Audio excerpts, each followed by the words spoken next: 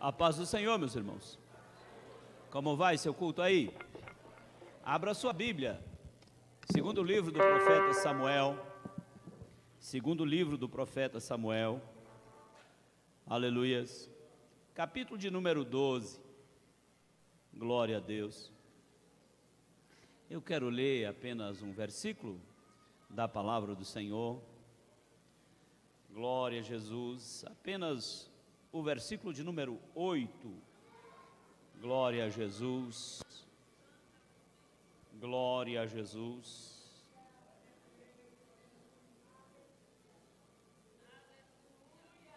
Louvado seja o nome do Senhor. Desliga esses exaustor aí, por favor. Isso, os exaustor, essa zoada aí possivelmente é deles. Pode desligar e arrocha o ar-condicionado, porque essa semana deve ser a semana mais quente do DF. Aleluia. Louvado seja Deus. Está escrito assim na palavra de Deus: e te dei a casa de teu Senhor, e as mulheres de teu Senhor em teu seio, e também te dei a casa de Israel e de Judá. E se isto é pouco, mais te acrescentaria tais e tais coisas. Amém? Podeis assentar. Mesma atitude de adoração. Glória a Deus. Mesma atitude de adoração. O culto da ceia é um culto muito especial. Culto de reflexão, de olhar para o passado, para o presente, para o futuro. É um culto que nós vamos lembrar o sacrifício vicário, único, definitivo de Jesus por nós. E certamente você que aqui está, foi movido pelo Espírito Santo para estar aqui nessa noite.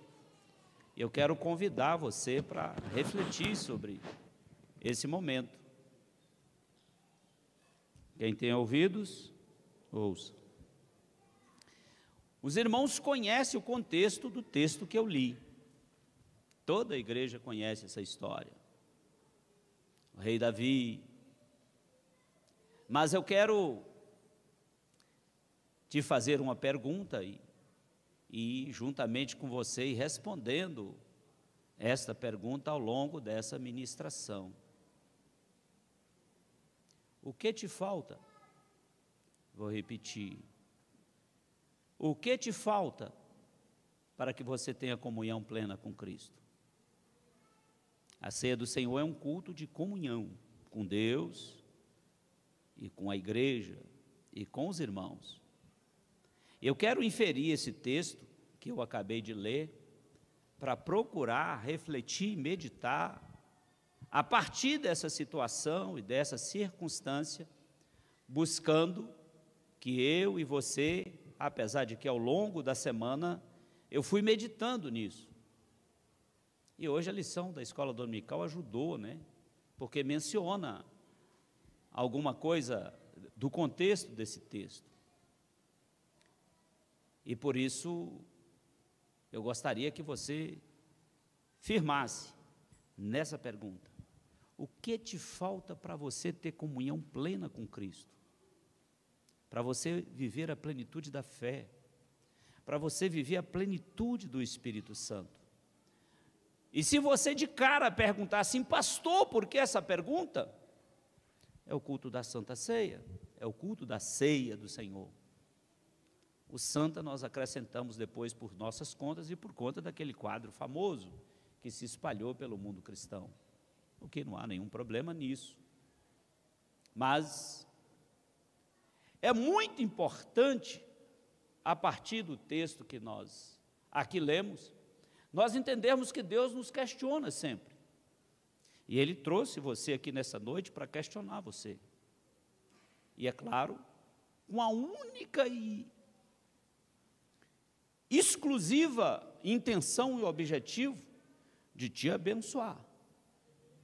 Não é para questionar você, para colocar em dúvida sua fé, deixar você emocionalmente abalado, não, é por contrário. É para te abençoar.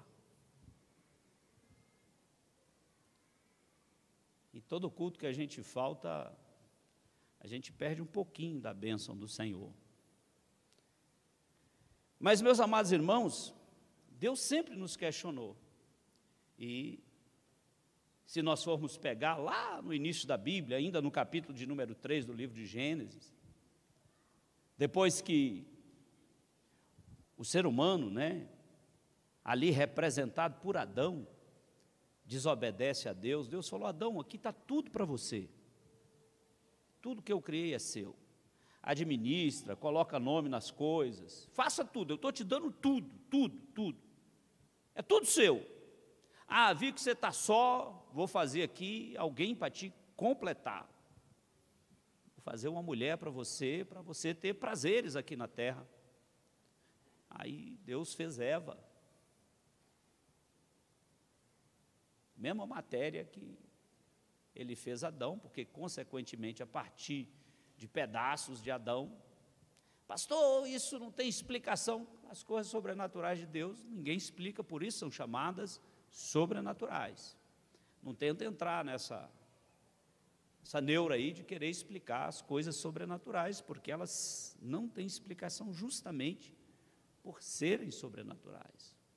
E Deus deu a Adão tudo, e colocou só uma condição: Adão, você precisa, tudo seu, eu estou te dando tudo. Agora, está vendo aquela planta ali, aquela árvore tem um fruto, dela você não pode comer. Tem alguns irmãos bons em biologia aí que sabem quantas espécies vegetais tem na terra?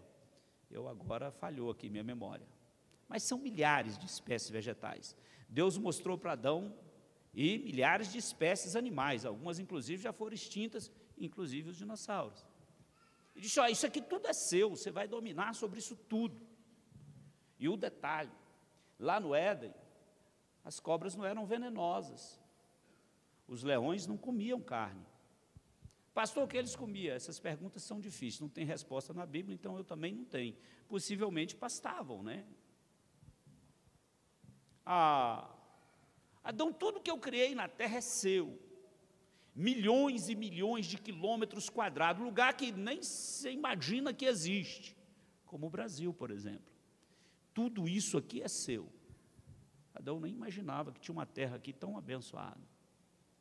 Agora, está vendo aquela árvore ali? Você não vai comer. Por quê? Olha, Adão, porque quando você comer daquela árvore, você vai abrir e entrar no modus operandi, no modus vivendi, que você não tem condição de controlar. Aquela árvore ali é a árvore do conhecimento do bem e do mal. Você não pode comer dela. O resto é seu. Você já entendeu? Deus deu tudo para ele. É claro que o adversário, que opera na terra desde sempre,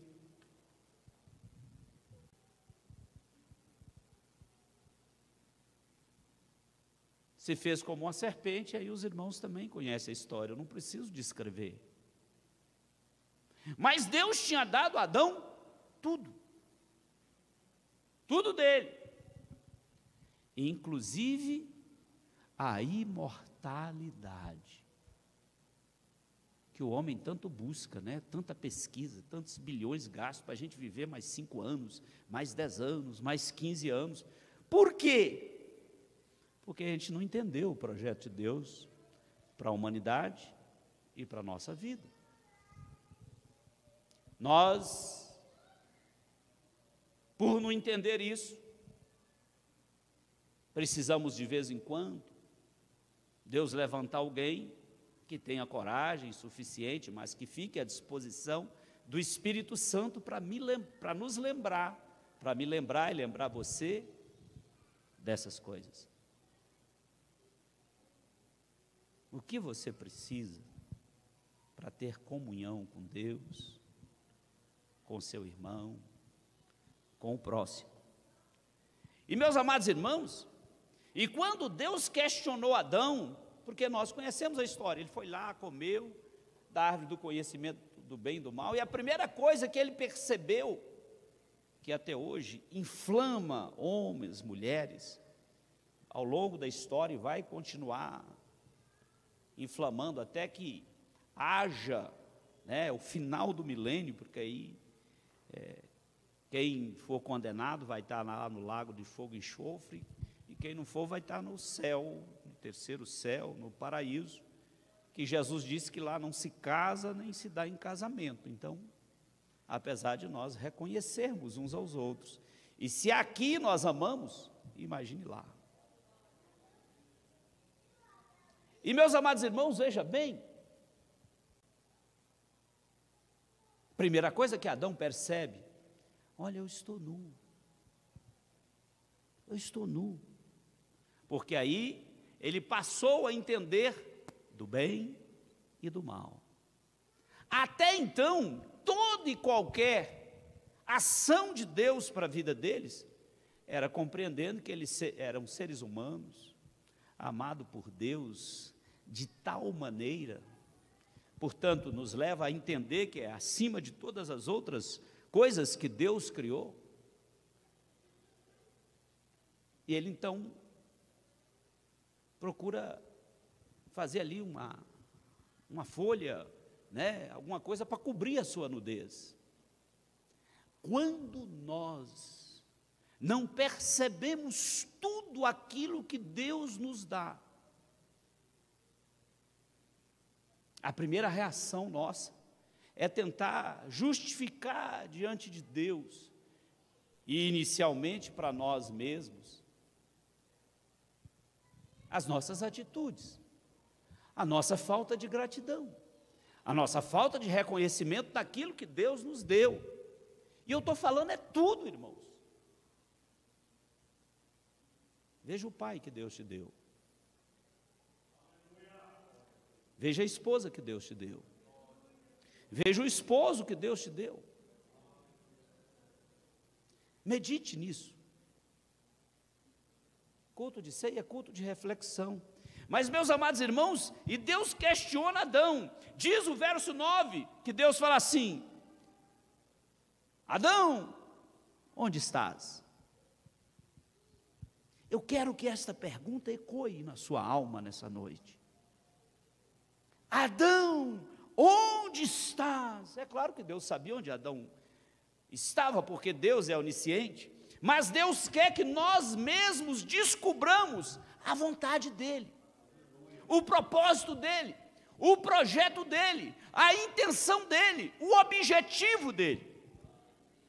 Porque é claro que Deus sabia onde Adão estava.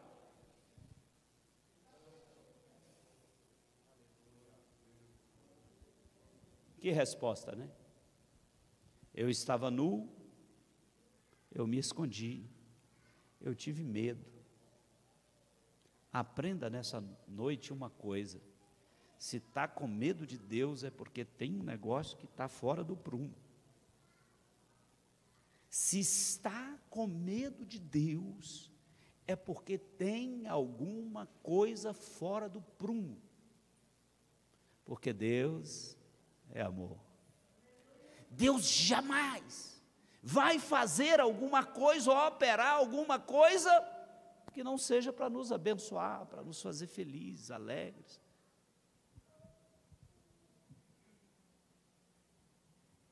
E eu quero que o Espírito Santo vá trabalhando aí na sua alma.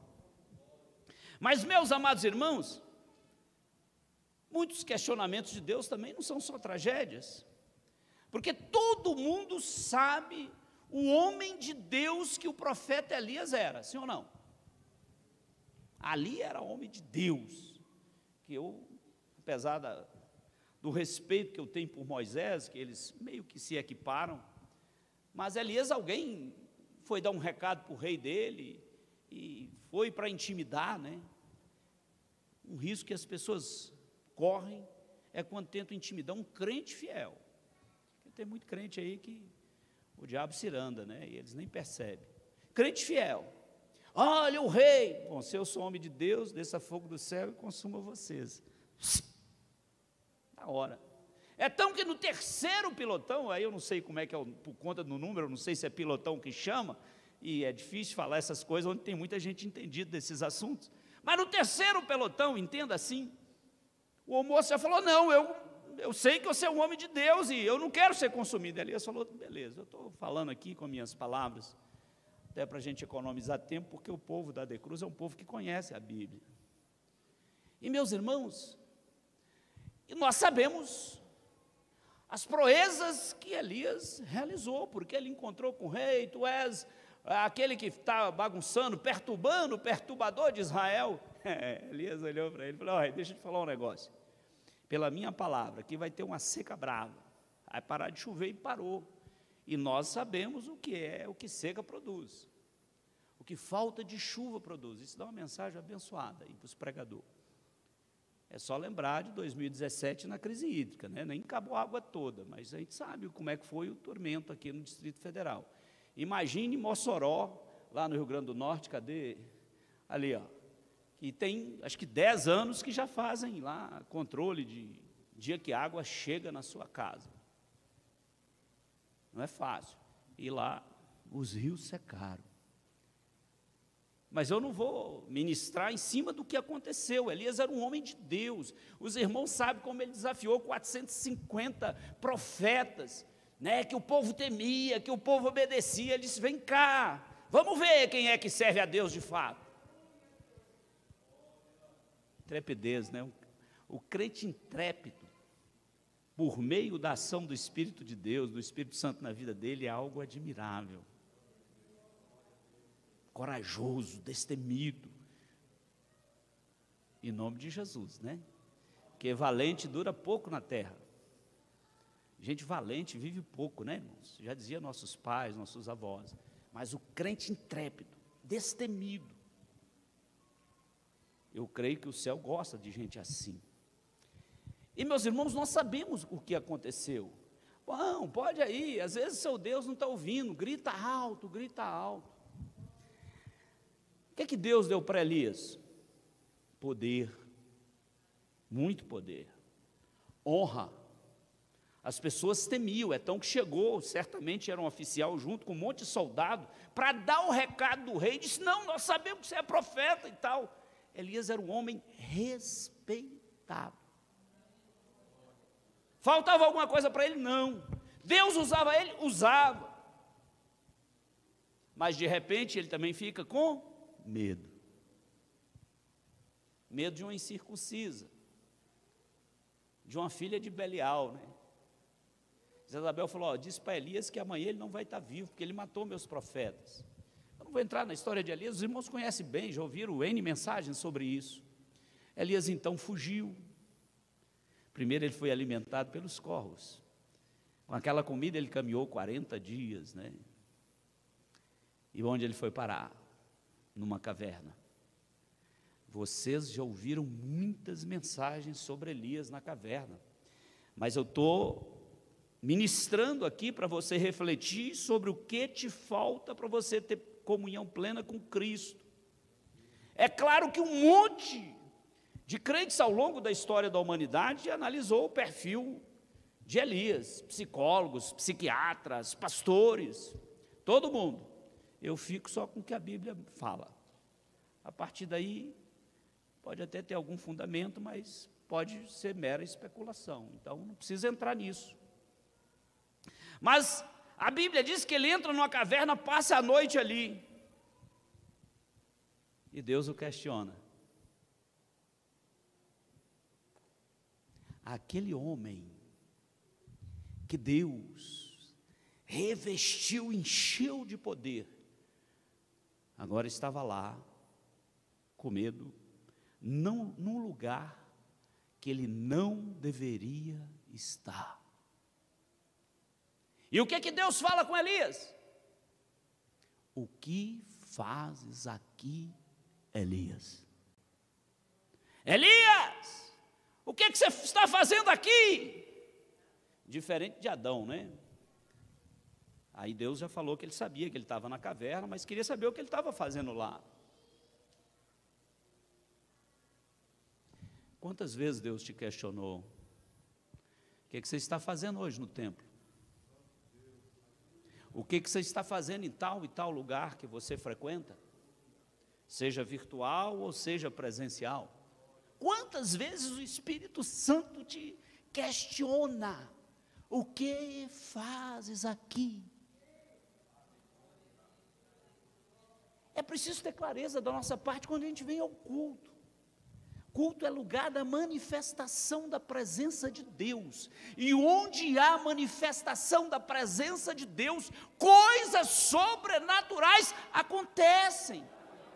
Independente de você crer ou não crer, de ser pentecostal ou não pentecostal, mas onde há a manifestação da presença de Deus, coisas sobrenaturais acontecem.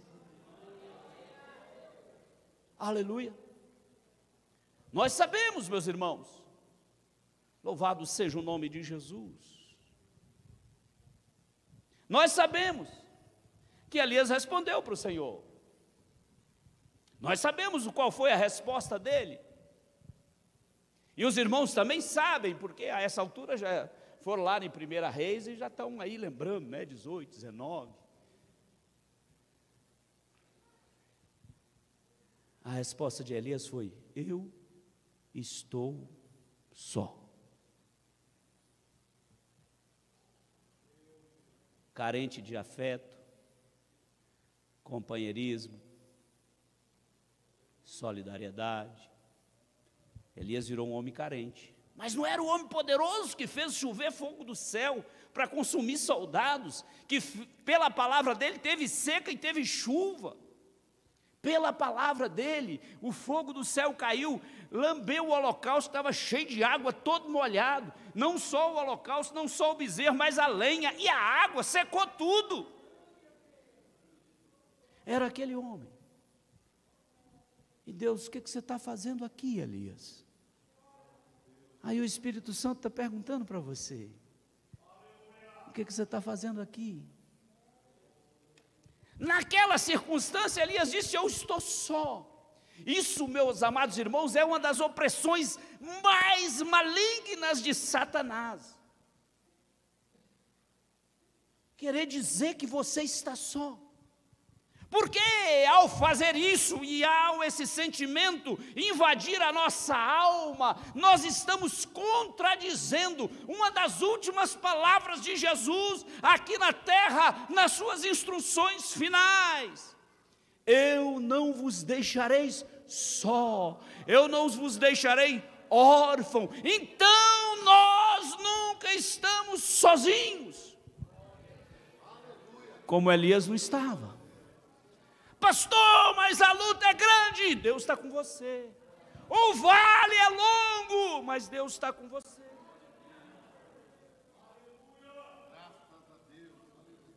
Louvado seja o nome de Jesus.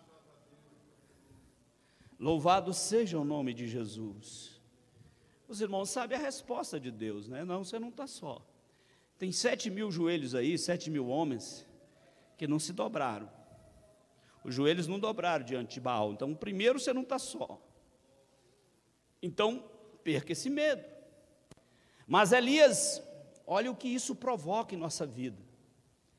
Esse sentimento de solidão, de achar que ficou sozinho, de achar que está abandonado. Isso é uma opressão maligna, mas em nome de Jesus, você vai se libertar disso nessa noite. Elias era um homem desanimado, esgotado espiritualmente, esgotado emocionalmente. O cansaço da vida tomou conta dele, a ponto dele se sentir só. Todo mundo: pastor, mas por que o senhor fez esta frase agora? É porque vai chegar momentos na história da humanidade que, se você estiver aqui na terra antes de Jesus voltar, que você vai começar a achar que não tem mais justo, que não tem mais ninguém que serve a Deus, que não tem mais pastor sério.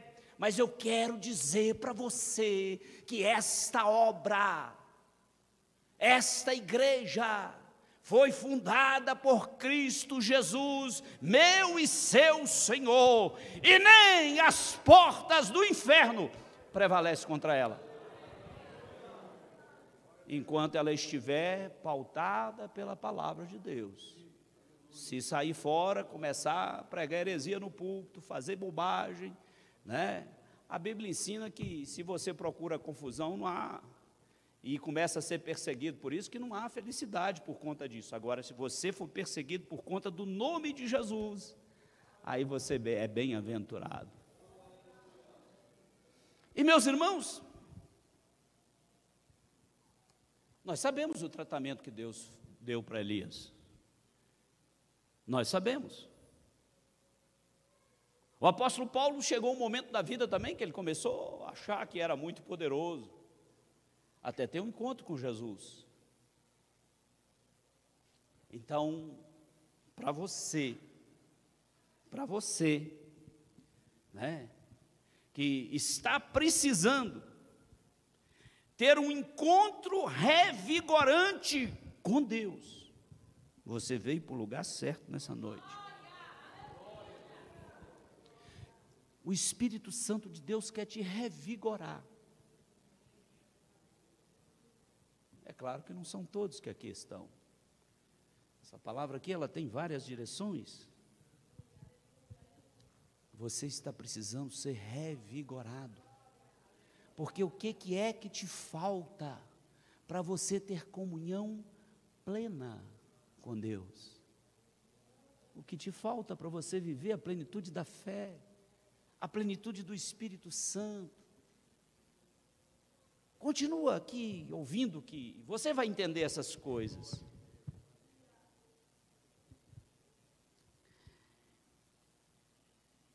Nesse mesmo contexto que eu citei aqui, Jesus fala assim, dizendo para os discípulos que eles não estão só, e os discípulos começam a interrogá-lo, perguntá-lo: sim, mas o senhor não vai nos deixar, que eu vou para a casa do Pai? Mas onde é o caminho? E todo mundo conhece a resposta de Jesus, que é um dos versículos mais conhecidos da Bíblia, que é João 14,6. Eu sou o caminho, a verdade e a vida, e ninguém vai ao Pai senão por mim. Só Ele, só Ele, só Ele. E de repente, meus irmãos, nós vamos nos deparar com um homem que o próprio Deus revelou para nós através da sua palavra, que ele era um homem segundo o próprio coração de Deus, um homem amado por Deus. E quando a gente fala pastor, às vezes no subconsciente coletivo tem um estereótipo da figura de pastor, né?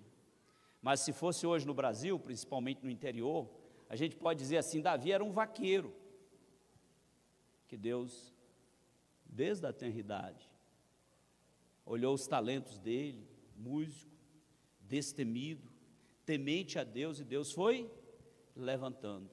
Ele não era percebido, as qualidades de Davi não eram percebidas nem pela família dele, nem pelos pais, nem pelos irmãos.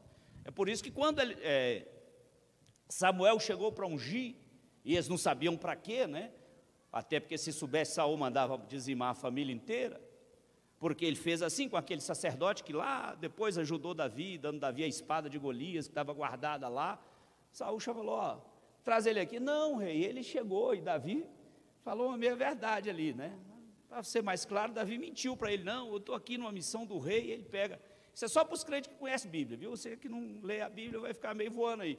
Não, mas e não dá tempo de explicar tudo. Está aqui a espada.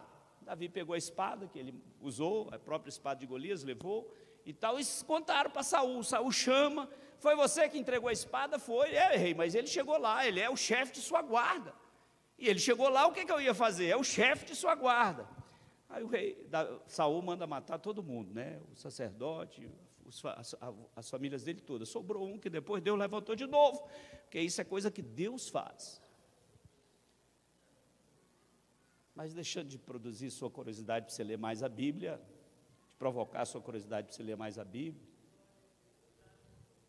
está lá Davi, era um vaqueiro, né? Um sujeito que cuidava de animal no campo, para no seu subconsciente aí você não confundir, ele era um vaqueiro, cheirava a animal, né? mas Deus já tinha visto ele. Ou você acha que Deus não está vendo você? Será que você acha que Deus não está vendo você no seu sofrimento ou na sua alegria? Nos seus momentos de prazer, nos seus momentos de felicidade, nos seus momentos de angústia? Será que você acha que Deus não está vendo você? Mas Deus já olhava Davi, desde a eternidade, como ele olha para essa criancinha ali no colo da mãe, como ele olha para a Duda ali, ó, do lado da sua mãe, e como ele olha para aquela que está ali ainda no ventre de Camila. Deus olha, Deus está olhando, Ele tem controle de todas as coisas. E Ele olhava Davi, e pegou aquele homem simples, e levantou, e começou a abençoar. Você acha que foi a habilidade de Davi que matou Golias?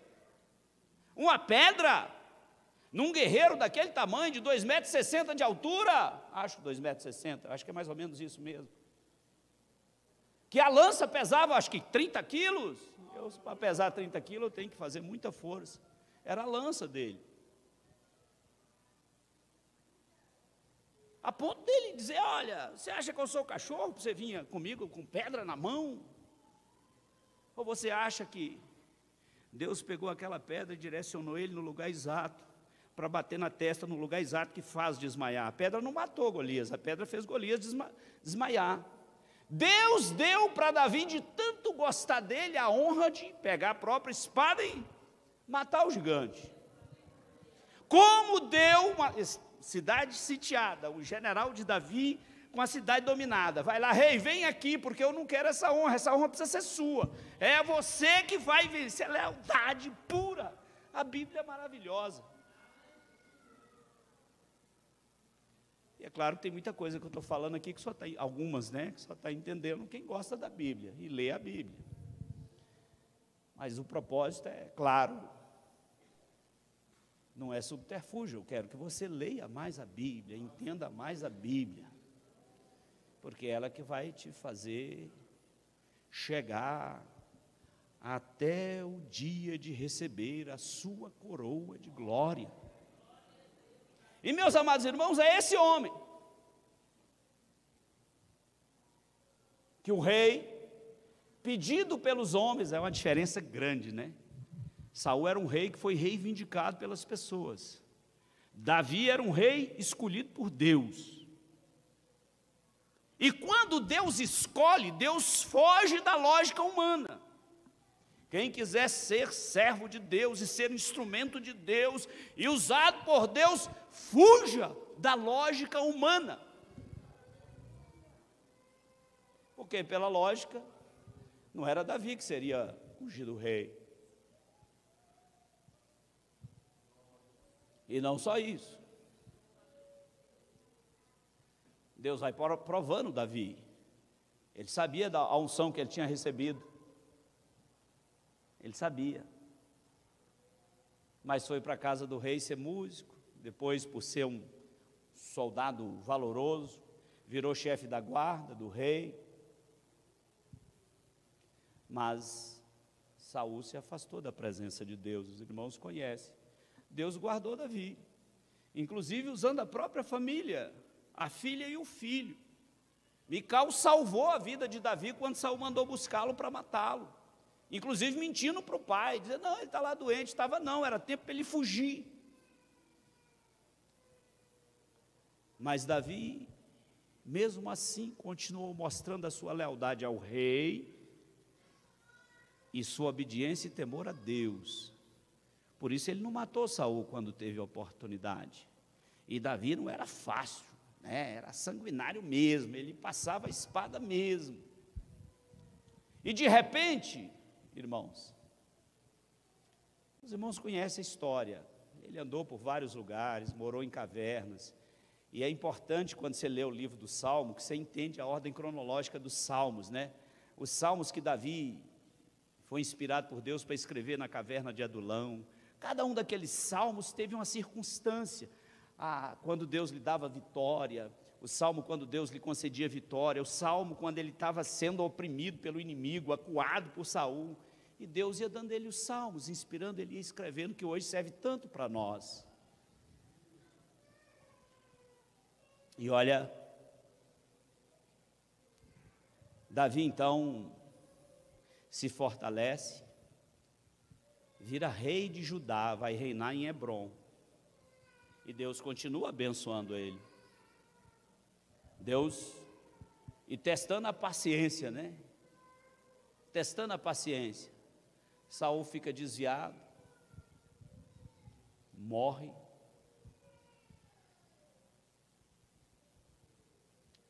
Davi, mesmo sendo ungido por Deus, continua 7 anos e meio, rei só da tribo de Judá. Não era rei de Israel. Depois da morte de Saul, alguém tenta suceder Saul no trono. Deus cuida de todas as coisas. E Deus então leva Davi e dá a Davi todas as coisas. Aquelas nações que antes oprimiam Israel começam a ser tributários, eles começam a pagar imposto para Israel. Um rei já começa a mandar marfim, madeira, ouro de presente para ele. Quem é que faz isso, irmão? Se você pegar o mapa de Israel, é um negocinho desse tamanhozinho, né? Você ouve no noticiário, faixa de Gaza, é o tamanho do plano piloto, mais ou menos ali. Muito pequeno, mas Deus pega um povo pequeno, agora Deus faz, Ele é Deus.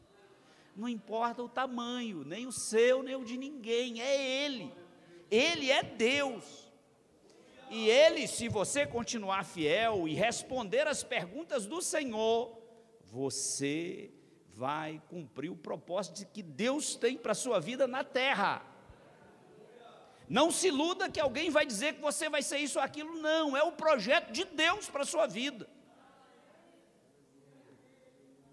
Tem gente que nasceu para interceder, aqui na igreja tem muitos, são intercessores, estão orando. Estou vendo o irmão Manel ali, há dias, tem gente intercedendo por eles, dobrando o joelho, se colocando no lugar dele. Jesus, olha teu servo aqui.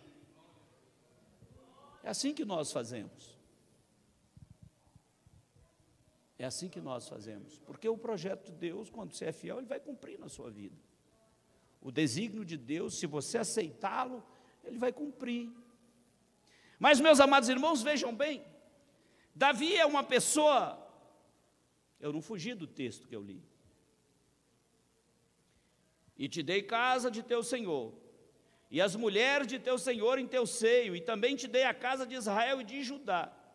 E se isto é pouco, mais te acrescentaria tais e tais coisas. Ou se você pegar uma tradução mais nova, né? E se isso não fosse suficiente, é a palavra do Senhor, eu te acrescentaria mais. É o que Deus falou com Davi. Eu te dei tudo. E se isso não fosse suficiente, eu lhe daria mais. Mas Davi, meus amados irmãos, é um exemplo do sucesso na carreira, né? Ou na vida profissional. Ele é um exemplo de sucesso. Mas explica também que não necessariamente esse tipo de sucesso significa ou se traduz no sucesso na vida pessoal e na vida da família. E essa frase não é minha. Porque tem uma revelação tremenda no versículo seguinte. Natan aparece do nada, né? Mas ele já estava lá em Israel, profetizando, sendo usado por Deus, aí de repente ele aparece no contexto aí do texto da Bíblia. Pastor, como será que está, então, por que as coisas não estão dando certo na minha vida? Ou por que tem coisas que estão tão difíceis? Veja o que Natan falou para Davi no verso 9. Tu desprezou a palavra do Senhor. Se você não está lembrando, creio que todo mundo está. Esse contexto aqui é depois que Davi infringe 3 mandamentos da lei. Dos 10, ele infringiu 3. Por ter pegado a mulher de Urias, soldado valoroso, levado ela para o palácio, e ainda chama Urias, porque ela ficou grávida, para acrescentar e multiplicar a mentira. Graças a Deus, Deus não permitiu, porque mentira na casa de Deus não prospera.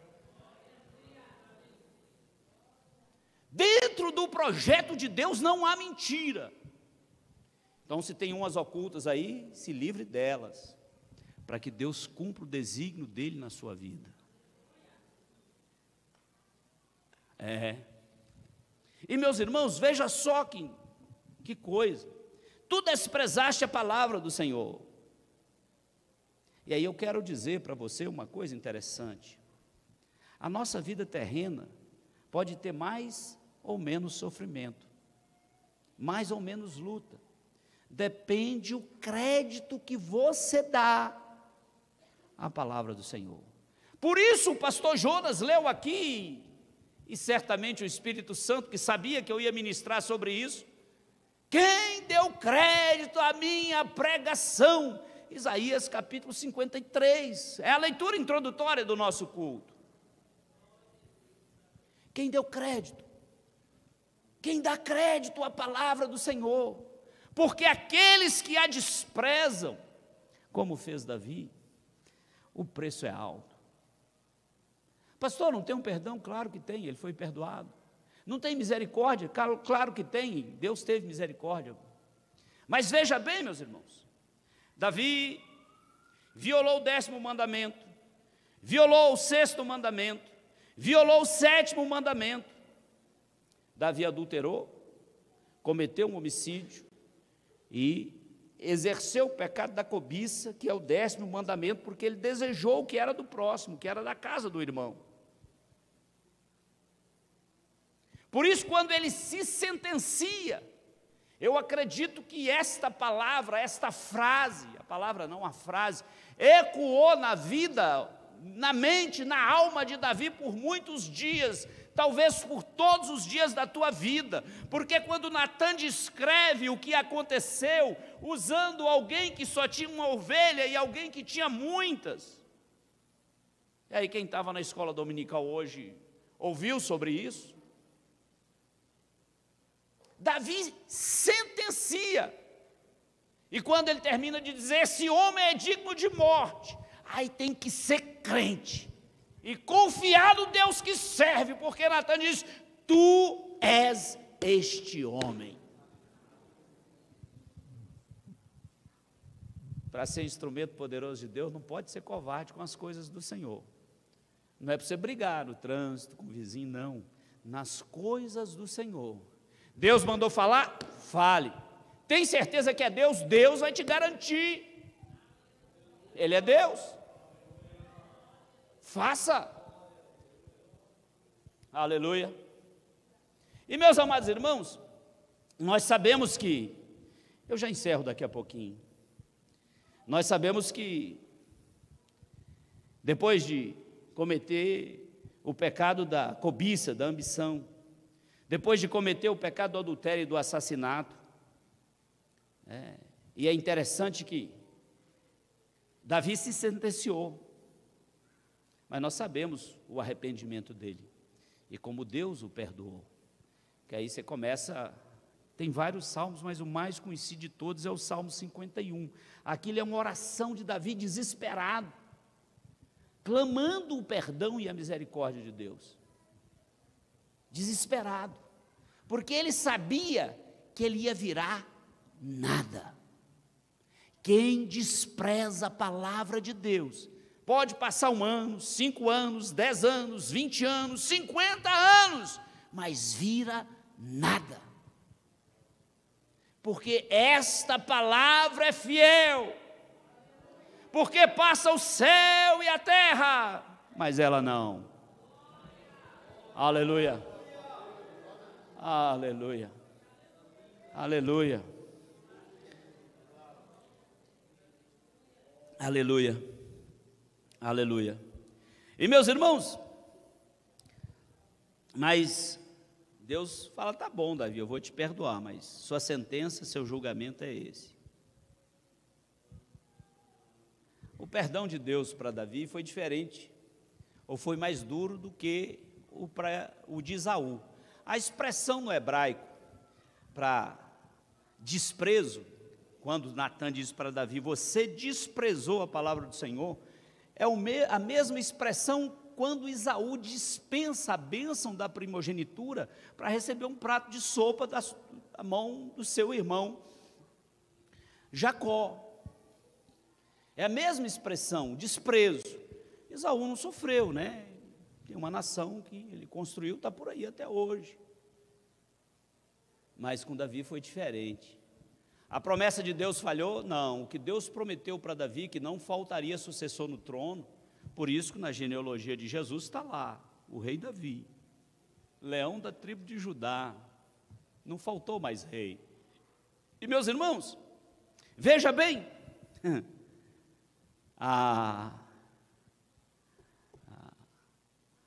julgamento, a palavra dura sobre Davi. Deus usou Natan para dizer para Davi o seguinte: olha, vai haver derramamento de sangue por toda a sua vida daqui para frente. Olha, a sua família vai levantar o mal sobre você, e as suas esposas vão ser levadas por outros. O que você fez em oculto, eu farei para que todo Israel veja. Olha que coisa. Nós sabemos, né, que Davi viu e viveu para que esta sentença operasse na vida dele. Por quê, pastor? Estupro de Tamar, sua filha, pelo meio-irmão. A própria família suscitando mal. Depois, Absalão mata Amon por conta disso. Olha que confusão. E finalmente o seu filho Absalão pega suas mulheres, suas concubinas e leva para Palágio, né? E ali todo Israel vê que ele, né, está com aquelas mulheres que eram as mulheres do seu pai.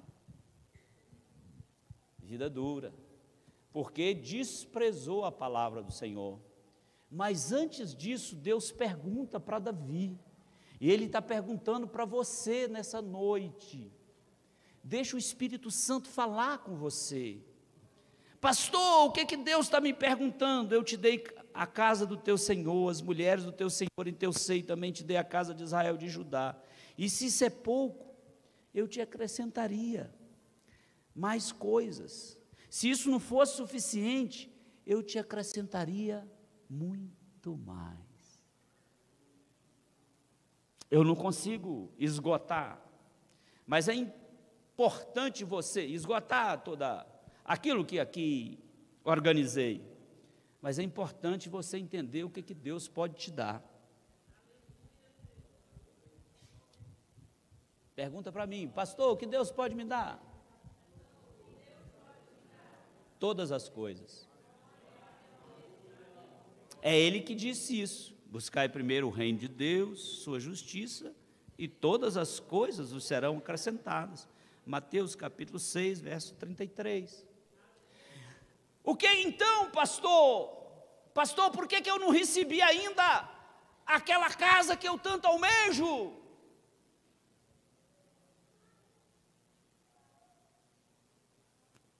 Porque Deus quer te ensinar. Pastor, eu estudei tanto porque eu não passei naquele concurso e ocupei aquela vaga. Porque Deus quer te provar. Pastor, por que eu não comprei aquele carro que eu tanto desejo? E eu estou vindo aqui na tua igreja que o Senhor pode me dar todas as coisas. Porque Deus quer te ensinar, te doutrinar. Deus quer que você ame Ele.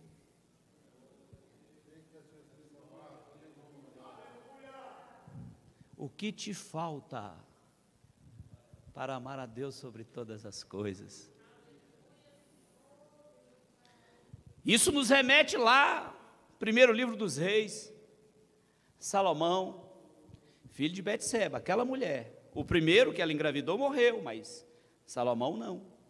E Deus amou ele.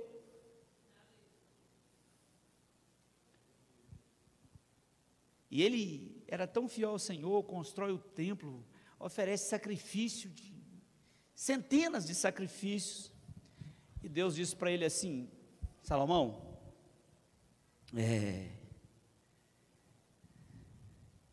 Pede o que quiseres.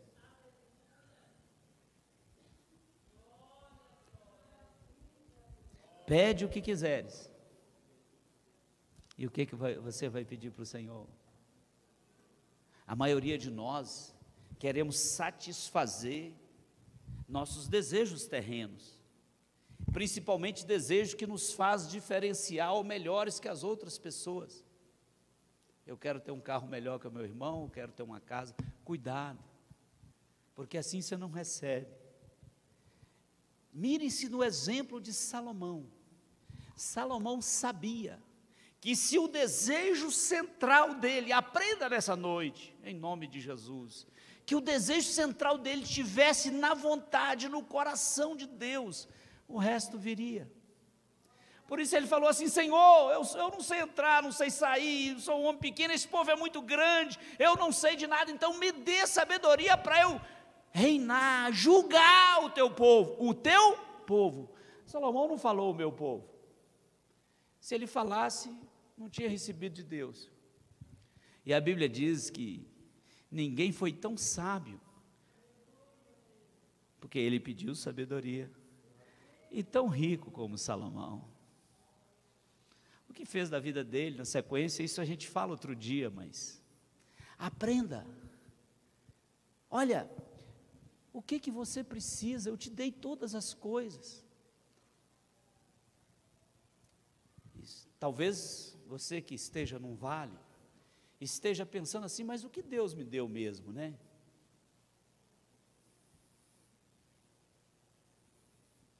Você mora em algum lugar. Se você não tem um carro, você tem um dinheiro para pagar um ônibus. E se você não tem, para você voltar para casa, nós vamos pagar para você, inclusive.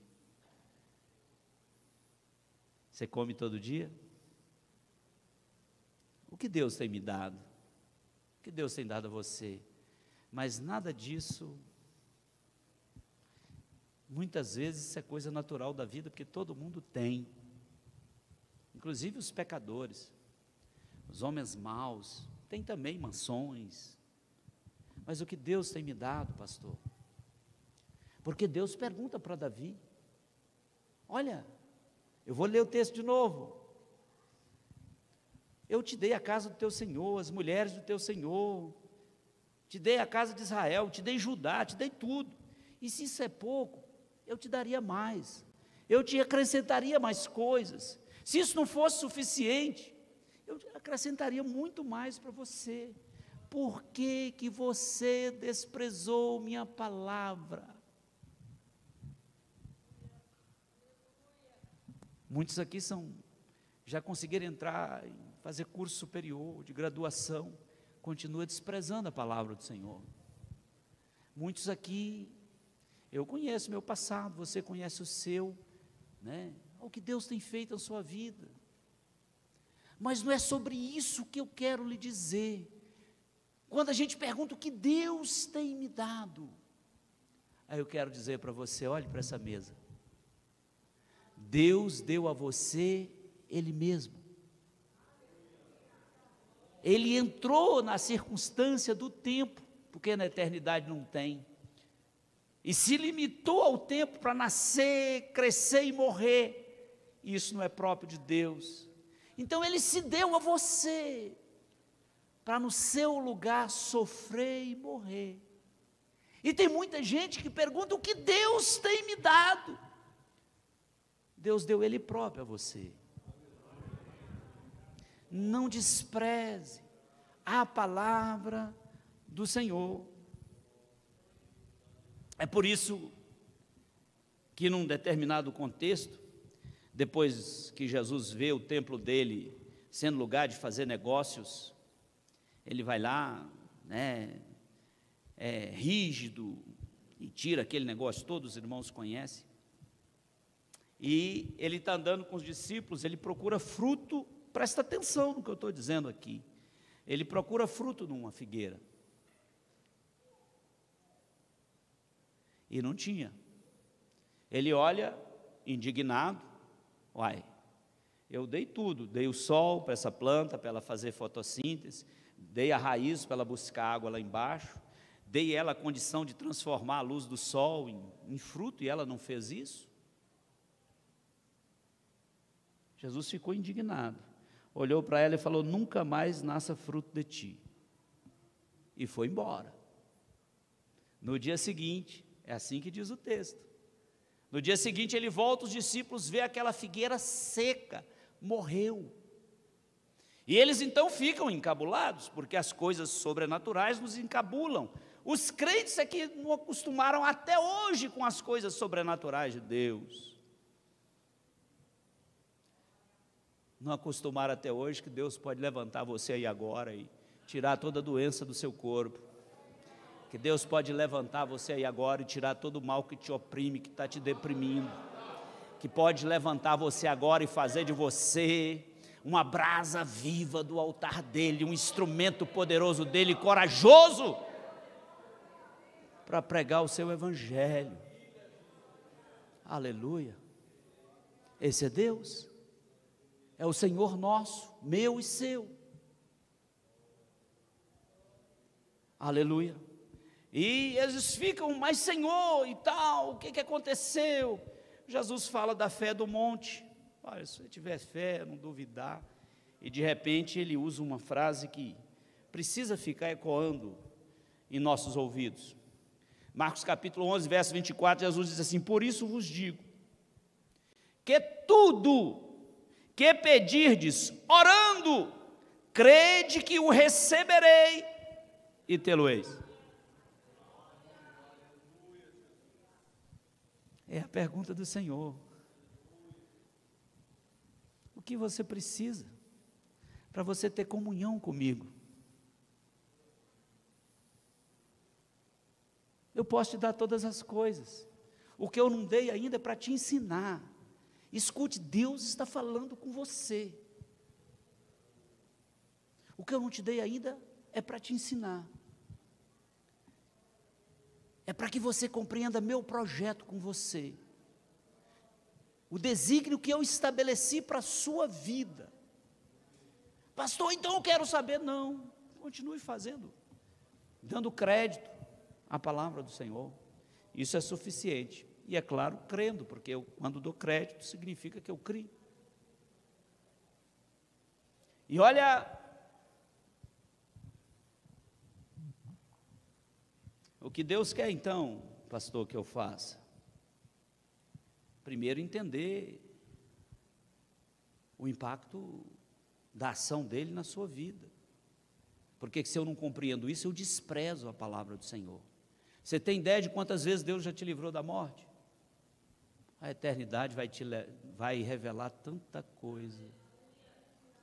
A eternidade vai revelar tanta coisa, que se você ainda estivesse nesse corpo limitado, você ia desfalecer de tanto glorificar a Deus, quando você entender plenamente o agir dele na sua vida. Quantas vezes ele te guardou, quantas vezes ele guardou os seus, quantas vezes ele te perdoou, quantas vezes ele teve misericórdia de você.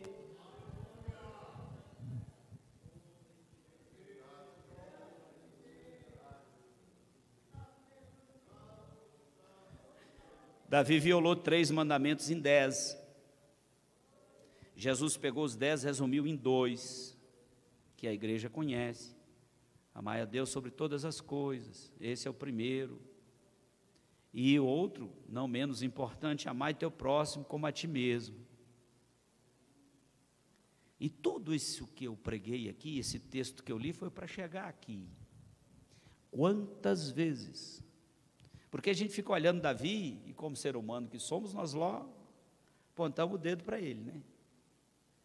Olha lá, Davi, Deus deu tudo, mas Deus deu para você também. E hoje é culto de ceia, culto de reflexão. Quantas vezes você também infringiu os mandamentos do Senhor? Quantas vezes você deixou de amar Deus sobre todas as coisas e colocou Deus em segundo lugar? Ou quantas vezes você deixou de amar o próximo?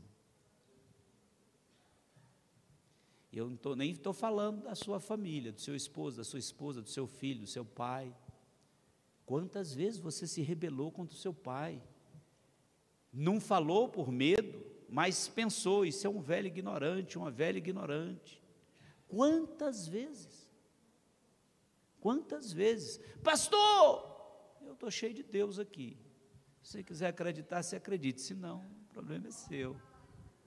Quantas vezes você desprezou? Pastor, mas eu desprezei quando eu pensei isso do meu pai? Claro, a Bíblia manda você honrá-lo. Mas nem por isso Deus abandonou você. Nem por isso a sentença que caiu sobre a vida de Davi vai cair sobre a sua. Por quê, pastor?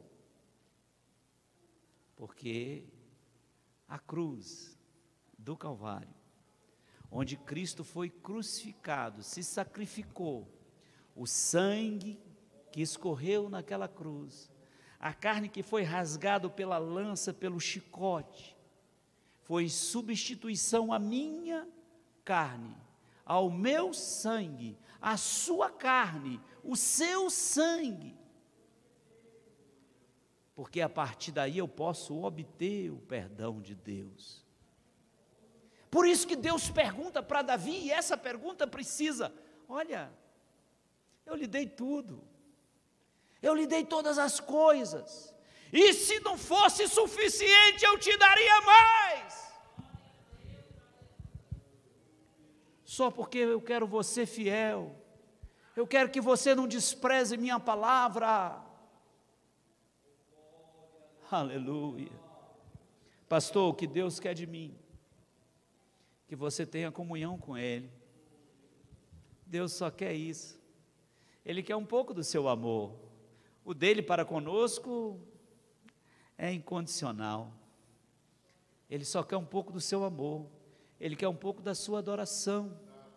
Ele te deu cordas vocais que a hora que você inspira o ar e solta o ar, produz som, e esse som traduz em palavras, que é o que nós estamos falando aqui, e Deus então quer que eu use essas palavras para exaltar o nome dEle. Glorificado seja o nome de Jesus, glória a Deus Pai, glória a Deus Filho, glória a Deus Espírito Santo, aleluia. Deus quer você em comunhão, e para participar da ceia eu preciso estar em comunhão com Deus, eu preciso estar em comunhão com a igreja, eu preciso estar em comunhão com o próximo. Está desejando que seu marido morra? Conserte com ele. Está desejando que sua mulher morra para você casar com uma mais nova e mais bonita? Conserte com ela, porque você fez uma aliança com Deus, com ela diante do altar de Deus.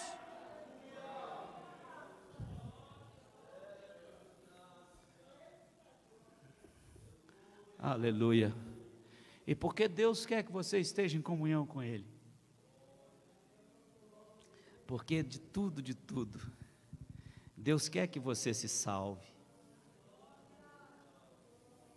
Se você estiver em comunhão com Deus, você está salvo. Salvo do que virá sobre essa terra.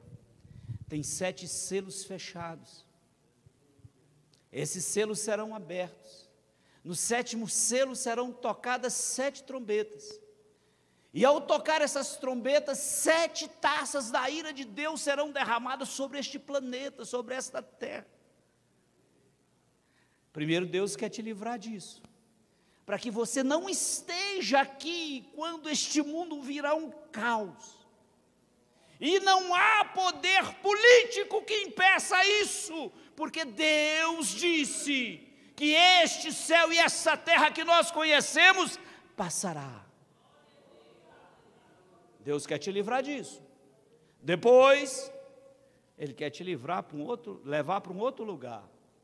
Novo céu, nova terra. Quem esteve aqui naquelas ministrações nossas, os degraus para alcançar a glória, Entende bem o que eu estou falando?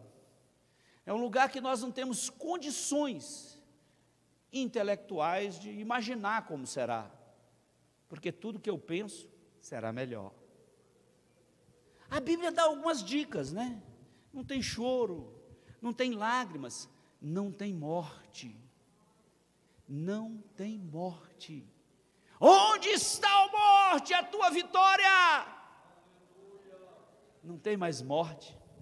A morte foi vencida na cruz do Calvário.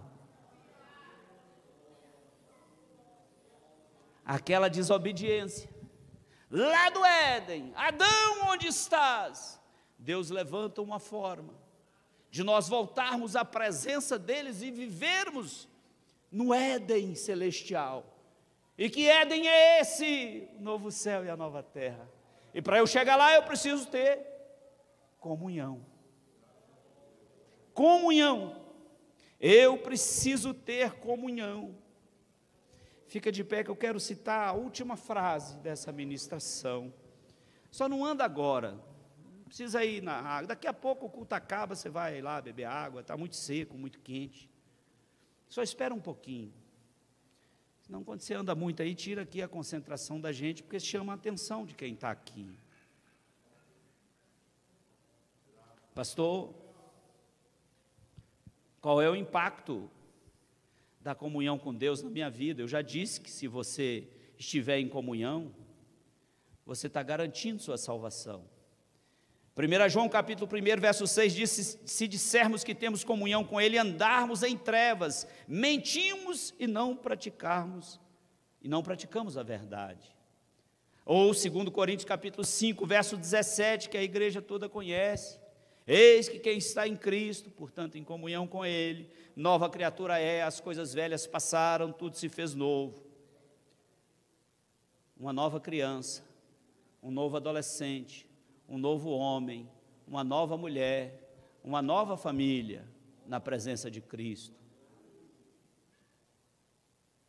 E como é que eu vou saber? Como é que eu vou entender o que me falta para ter comunhão plena com Cristo? Para eu ficar livre dessas coisas que me amarram, que me prendem, que me tiram a coragem de confessar que Jesus é o Cristo, que Ele veio aqui como homem, morreu e ressuscitou, está sentado à destra do Pai, intercedendo por mim e por você, como nosso advogado, e Ele é o único que pode mediar entre eu, você e Deus, o único. Deus já nos revelou isso. Quando eu começo a folhear a carta de Paulo aos Romanos, eu vou ver lá no verso 38, 39. Quando você estiver certo, presta atenção, é a última frase da ministração. Depois eu vou fazer um apelo e orar por você. Quando você estiver certo, que nem a morte, nem a vida, nem os anjos, nem os principados, nem as potestades, nem o presente, nem o futuro, nem a altura, nem a profundidade, nem alguma outra criatura pode te separar do amor de Deus. Você tem essa convicção? Não responda de forma como impulso, porque muitas vezes nós temos negado Jesus, muitas vezes nós temos deixado de amar o próximo, às vezes até queremos que ele morra, né? Aleluia. O dia que você entender que a morte não pode separar do amor de Cristo, que a vida não pode separar do amor de Cristo, que os anjos não podem separar do amor de Cristo, que os principados não podem separar do amor de Cristo, que as potestades não podem, que o presente não pode, o futuro não pode, independente qual é o futuro que estão me oferecendo, eu continuarei amando ao meu Deus. Um dia eu quero ministrar só sobre esses dois versículos aqui na igreja. Nem nenhuma outra criatura, nada pode nos separar do amor de Deus que reside, que está em Cristo Jesus, nosso Senhor, a quem nós nesta noite estamos celebrando a sua morte vicária, que dá a mim e a você o direito de termos comunhão com Ele. O que mais o Senhor precisa te dar? O que mais? Foi a pergunta que ele fez a Davi. Ele tinha tudo e resolveu cometer um adultério. Às vezes o sujeito cai nessa esparrela por conta de um prazer momentâneo, ele se condena para sempre, perde família, perde o respeito, perde a honra, o sujeito e a sujeita, né? Os dois que caem perde a honra, perde a comunhão com o Espírito Santo. Aleluia. O que mais que você precisa que Deus te dê para você ter comunhão com Ele? Viver a plenitude da fé, amá-lo sobre todas as coisas. Pastor, me falta isso. Fale com Ele, Ele te dá. Pode ser que não seja no tempo que você quer, porque a bênção do Senhor não gera sofrimento, não gera problema. A bênção de Deus é bênção. Tem alguém aqui nessa noite que quer reconciliar com Cristo, aceitar Jesus como seu Salvador? Tem alguém? Eu quero, antes de orar por todos, orar por você, porque nós vamos ungir os enfermos depois disso, porque uma irmã ali falou: pastor, eu quero que o senhor ore por mim, ore em mim. Ela ainda disse assim, e nós vamos atender o pedido dela. Se Deus atende, quem somos nós para não fazer isso? Onde está você para reconciliar com Cristo nessa noite? O Espírito Santo está dizendo que aqui tem pelo menos uma pessoa assim, e eu quero insistir com você, para que você volte para casa hoje tranquilo. Vou até fechar meus olhos, para que em oração o Espírito Santo possa quebrar todas as correntes que te aprisionam, que te envergonham, ou que estão te inibindo de se aproximar de Deus de uma forma definitiva, clara, objetiva. Porque para nós termos comunhão com Deus, o mundo não nos importa. O que dizem não nos interessa, não nos ofende. Há tanta palavra que nos ofende, mas quando nós temos comunhão com Ele, aquilo vem, cai, bate no escudo, cai no chão e acabou. Eu quero orar por você. Faz assim, levanta a mão aí. Amém. Está aqui, nós vamos orar por ele. Tem mais alguém? Tem mais alguém, irmãos? Tem mais alguém? Isso, pastor Samuel. Tem mais alguém? Mais alguém? É a oportunidade. Deus está perguntando: o que você quer que eu mais faça por você? Ele quer te amar, quer te salvar. Eu já vou orar, porque muitas vezes o Espírito Santo dá um endereço, mas às vezes tem mais, e aí você aproveita a oportunidade, né? Que é agora. Não é a mesma coisa quando acaba o culto e a pessoa procura a gente: pastor, eu quero reconciliar. Vou orar por você da mesma forma, mas aqui é para envergonhar o inferno, envergonhar Satanás, é para envergonhar ele, que ele enganou, mentiu, oprimiu, e agora Jesus vem e liberta. Isso é vida cristã. Isso é vida cristã. Dá um microfone para o pastor Samuel orar por ele. Eu vou orar daqui. O pastor Samuel vai orar por ele. E você também vai estender a sua mão. Como é que é o nome dele? Pergunta aí. Vanderlei.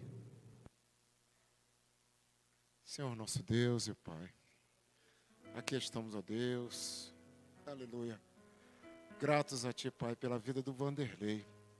Senhor meu Deus, porque ele estava hoje pensando sobre sua vida futura, e o Teu Espírito tocou nele para que ele viesse até aqui, Pai.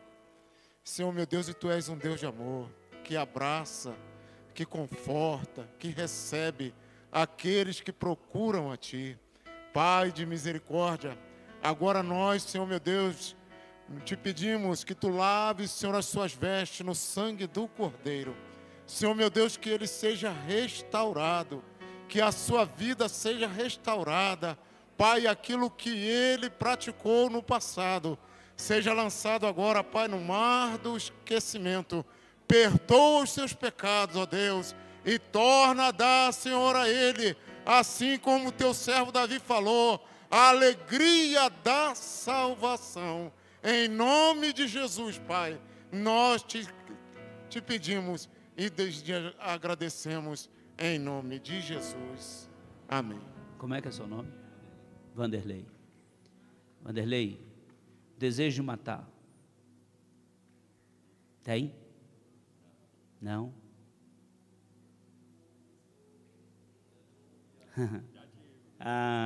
Já teve. Pois é, Jesus hoje está fazendo algo extraordinário na sua vida. Esses desejos ficam enrustidos no nosso coração. E tem determinados momentos quando nós estamos afastados da presença de Deus. Você já foi crente? Já. Quando nós estamos afastados da presença de Deus, o diabo vai nos cevando. Sabe o que é cevar? Sabe, né? Você já pescou, vai jogando ali. E vai colocando, vai nos cevando, e de repente ele faz explodir essas coisas no nosso coração, e depois que você faz, aí vem, só que aí está feito. Jesus nessa noite está te libertando de todos os desejos impuros do seu coração. Você mora por aqui? Trabalho na Nativa. De vez em quando vem um pessoal dessa Nativa aqui, né, irmãos? Jesus já visitou uns 2 ou 3 aqui. Amém? Deus abençoe sua vida. Pai do Senhor. Cuida dele aí, pastor Samuel. Aplauda Jesus. Aleluia. Cai, Mamanel. Mamanel, vem aqui. Vem aqui, Mamanel. Vem aqui. Traz sua mãe aqui. Ela pediu que queria que eu orasse por ela. A igreja está orando pelo irmão Manel. Ele fez um exame ontem, os irmãos estavam aqui na oração sexta-feira, que estava na oração hoje sábado. Aqui na minha retaguarda, tem alguém cheio de Deus aí, cheio do Espírito Santo? Pega o óleo aí, desce ali para ungir eles.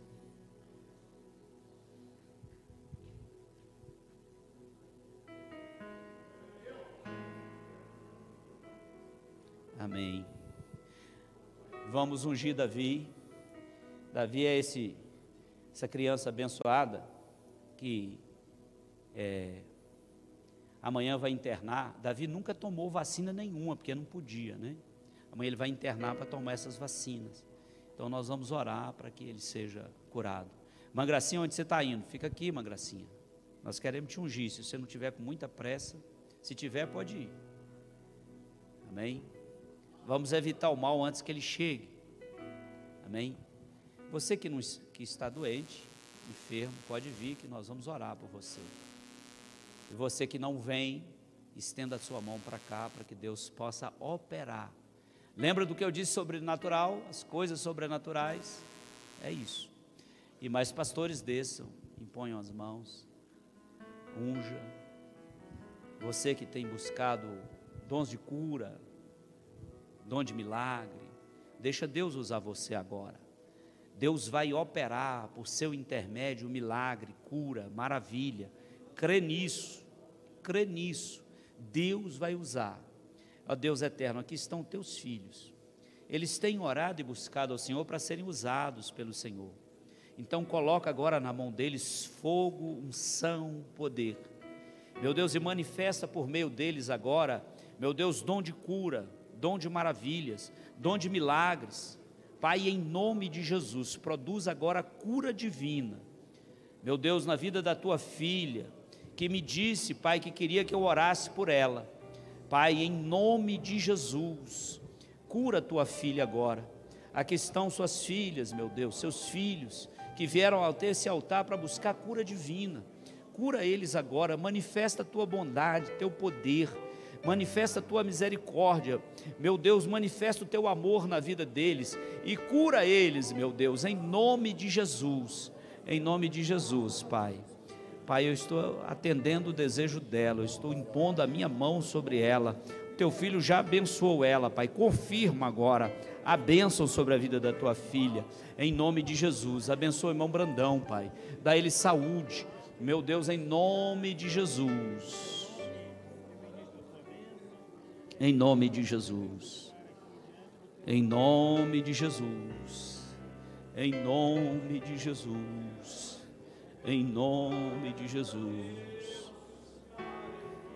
Oh, que riqueza divina, eu gozo já por fé e luz, por visão, mas gozarei com meu Jesus,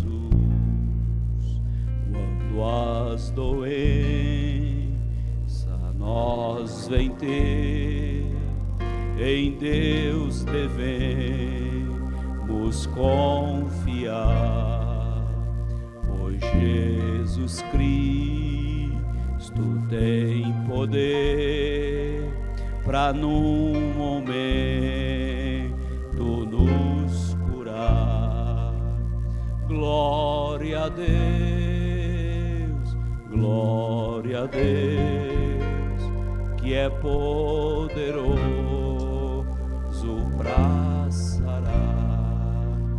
Oh, que riqueza divinal, eu gozo já por fé e luz, por visão triunfar, mas gozarei com meu Jesus.